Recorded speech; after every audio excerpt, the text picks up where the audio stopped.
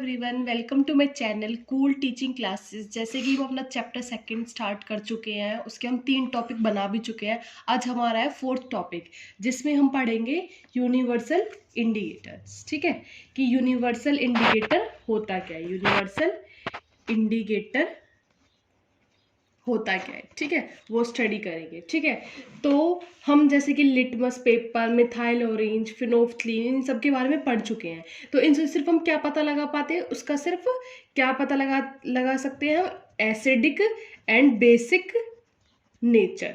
लेकिन हम ये नहीं पता लगा पाते कि वो कितने एसिडिक हैं, कितने बेसिक हैं, एंड उनकी स्ट्रेंथ नहीं पता लगा पाते। ठीक है, तो उसकी स्ट्रेंथ के लिए हमें उसकी स्ट्रेंथ कौन बता पाता है, स्ट्रेंथ कौन बता पाता है इसकी, universal indicator, strength of acid and base.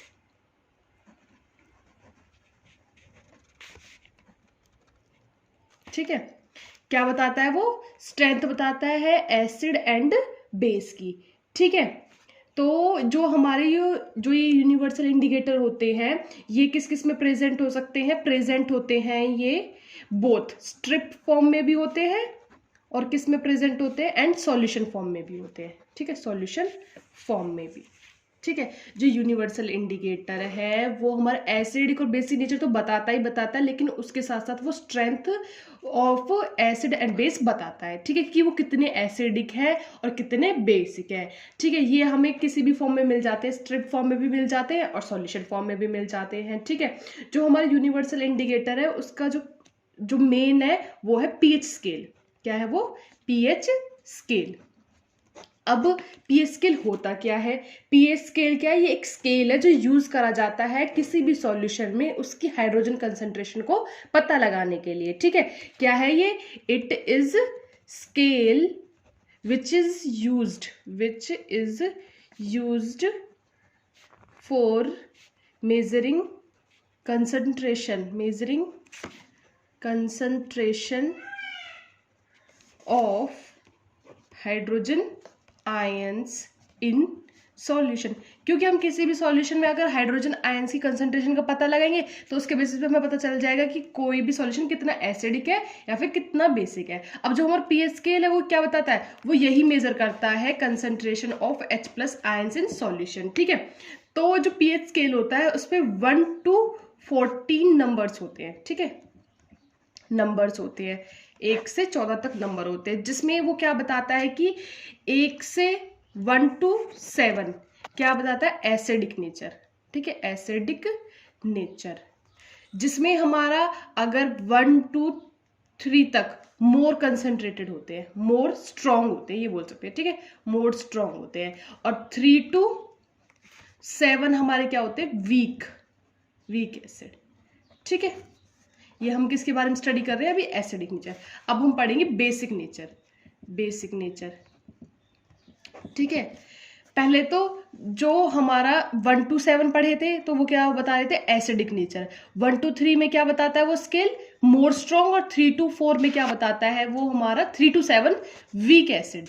ठीक है, 7 नहीं 6 लगा सकते हैं। ठीक है, क्योंकि 7 पे तो हमारा न्यूट्रल हो जाता है।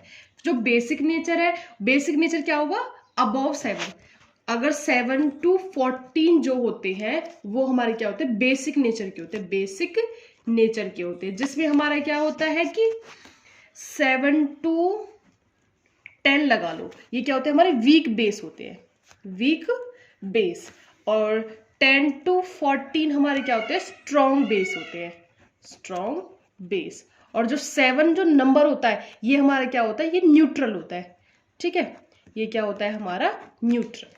ठीक है, पीएच स्केल के बारे में पढ़ा है हमने अभी। सबसे पहले हमने यूनिवर्सल इंडिकेटर स्टार्ट करा था। ठीक है, यूनिवर्सल इंडिकेटर क्या होता है कि जो एसिडिक और बेसिक नेचर तो बताता ही बताता है, उसके साथ साथ उसकी स्ट्रेंथ भी बताता है कि भाई कितना स्ट्रॉन्ग है या फिर कितना वीक है। ठीक है, ये हमें स्ट्रिप फॉर्म में भी मिल जाता है, सॉल्यूशन फॉर्म में भी मिल जाता है। ठीक है, फिर पीएच स्केल की डेफिनेशन क्या हो सकती है कि ये एक स्केल है जो यूज करा जाता है किसी भी सॉल्यूशन में उसकी H+ आयंस की कंसंट्रेशन को मेजर करने के लिए। ठीक है, ये एक स्केल पे 1 to 14 नंबर्स होते हैं, जिसमें 1 to 7 या फिर 1 to 6 हमारा एसिडिक नेचर शो करता है, 1 to 3 मोर स्ट्रॉन्ग होते हैं, 3 to 6 हमारे वीक एसिड होते हैं। फिर उसके बाद आता है हमारा बेसिक नेचर। बेसिक नेचर में क्या होता है, 7 to 14 होते हैं, जिसमें हमारा 7 to 10 तो वीक बेस होंगे और 10 to 14 हमारे स्ट्रॉन्ग बेस होंगे, ठीक है। और जो 7 होता है वो हमारा क्या होता है, न्यूट्रल होता है, ठीक है। अब हम पढ़ेंगे पीएच का, हमारे मतलब कि पीएच की इंपॉर्टेंस क्या है हमारी डेली लाइफ में, ठीक है। पीएच का रोल इन डेली लाइफ, ठीक है।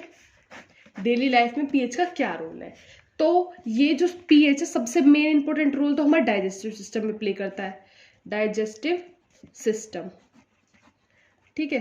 डाइजेस्टिव सिस्टम में कैसे रोल प्ले करता है मेन, पहले क्या होता है कि ये देखो हमारे, अब तुम्हें पता होगा ये बात तो, या फिर नहीं भी पता तो कोई बात नहीं, कि जो हमारा स्टमक होता है ना उसके अंदर भी एसिड प्रेजेंट होता है। अब वो कौन सा एसिड प्रेजेंट होता है, वो होता है HCl। ये हमारी बॉडी में प्रेजेंट होता है। ये क्या काम करता है, ये जर्म्स को किल करता है और ये डाइजेशन में भी हेल्प करता है, डाइजेशन ऑफ फूड, और कुछ एंजाइम्स को एक्टिवेट भी करता है, एक्टिवेट सम एंजाइम्स, ठीक है। तो क्या करता है कि ये अच्छा होता है, लेकिन जब इसकी मात्रा ज्यादा हो जाती है, मतलब कि जब इसका अमाउंट हमारी बॉडी में क्या हो जाता है, ज्यादा हो जाता है, तो ये बहुत मतलब एसिडिटी कर देता है। कभी कभी देखा है ना तुम्हें, खाना खाने के बाद बहुत सी बारी एसिडिटी हो जाती है हमारे पेट में, तो वो किस वजह से हो जाती है, वो एसिडिटी इसी वजह से हो जाती है जब हमारी बॉडी के अंदर HCl बहुत ज्यादा अमाउंट में प्रोड्यूस हो जाता है। तो एसिडिटी में क्या होता है कि हमारा एसिड ज्यादा प्रेजेंट है वहां पर, ठीक है। तो वहां पर क्या हो रहा है कि हमारा पीएच जो है वो डिक्रीज हो रहा है। अब इस पीएच को मेंटेन करने के लिए हम लोग क्या यूज करते हैं, एंटासिड, ठीक है। एंटासिड यूज करते हैं या फिर एंटासिड, ठीक है। अब तुमने देखा होगा जब तुम्हें एसिडिटी हो जाती है तो हम क्या यूज करते हैं, इनो, ठीक है, इनो यूज करते हैं, या फिर MgOH मैग्नीशियम हाइड्रोक्साइड यूज करते हैं, या फिर मिल्क ऑफ मैग्नीशियम MgOH2 को क्या बोलते हैं, मिल्क ऑफ मैग्नीशिया, ठीक है। ये हम लेते क्यों हैं, ये बेसिक चीजें हम लेते क्यों, ये हमारे जो एंटासिड होते हैं ये बेसिक होते हैं। ये हम क्यों लेते हैं कि भाई एसिड के साथ ये बेस रिएक्शन करके क्या बना ले, उसको न्यूट्रल कर दे, जो ज्यादा अमाउंट में जो प्रोड्यूस हुआ है उसको ये न्यूट्रल कर दे, ठीक है। तो ये हमारा डाइजेस्टिव सिस्टम है, इसका रोल हो गया। अब हम पढ़ेंगे टूथ डिके, ठीक है, टूथ डिके। अब जो हमारे जो ये टूथ डिके होता है किस वजह से होता है, ये भी एसिड की वजह से ही होता है। जब हमारे टूथ मतलब कि जो हमारे माउथ में बहुत ज्यादा एसिड प्रोड्यूस हो जाता है तो उसकी वजह से भी हमें टूथ डिके हो जाता है, ठीक है। अब एसिड प्रोड्यूस कब होता है, हमारे माउथ के अंदर क्या होते हैं प्रेजेंट, बैक्टीरिया प्रेजेंट होते हैं, ठीक है। हमारे माउथ के अंदर क्या प्रेजेंट होते हैं, बैक्टीरिया। ये बैक्टीरिया क्या करते हैं कि हमारे जो शुगर प्रेजेंट होती है ना हमारे माउथ के अंदर, उस शुगर को कन्वर्ट कर देता है ये एसिड में। अब जब एसिड ज्यादा अमाउंट में प्रोड्यूस हो जाएगा तो हमारे टूथ डिके होना स्टार्ट हो जाता है। अब टूथ डिके जब स्टार्ट हो जाता है तो उसको हम न्यूट्रल करने के लिए क्या यूज करते हैं, इसलिए तो हम करते हैं कि एक्सेस ऑफ एसिड को रिमूव करने के लिए, एक्सेस ऑफ एसिड को रिमूव करने के लिए हम क्या यूज करते हैं, टू रिमूव टूथपेस्ट।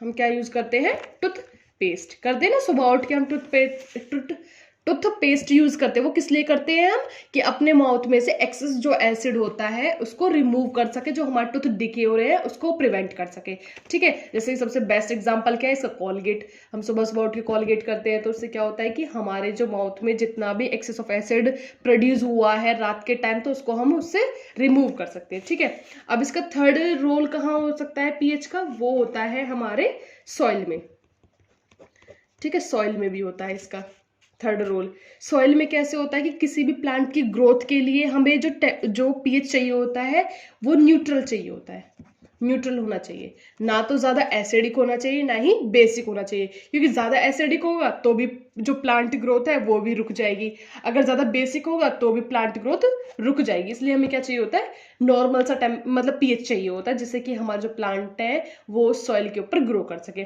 फिर आते हैं प्लांट्स। अब प्लांट्स होते हैं, प्लांट्स हो और एनिमल, ये भी क्या करते हैं, ये एसिड प्रोड्यूस करते हैं।